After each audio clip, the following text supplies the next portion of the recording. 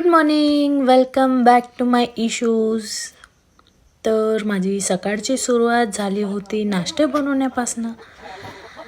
मी बनवला पोळीचा चिवडा आणि मम्मीनी मला सर्व कांदा वगैरे कापून दिला होता. मग मी केला मम्मीला सर्व.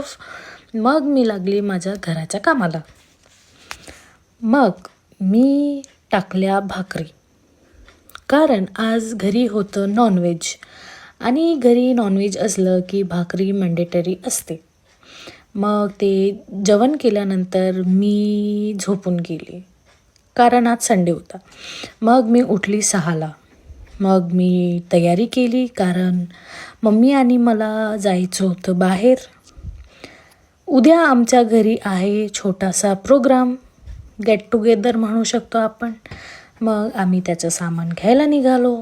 आम्ही फ्रूट्स घेतले, मॉलमधून सामान घेतलं. मग आम्ही गेलो लोणी डोसा खायला. मग आमचा लोणी डोसा आला. मग मी घरी आली. मग मी टी व्ही बघता बघता टी पिली.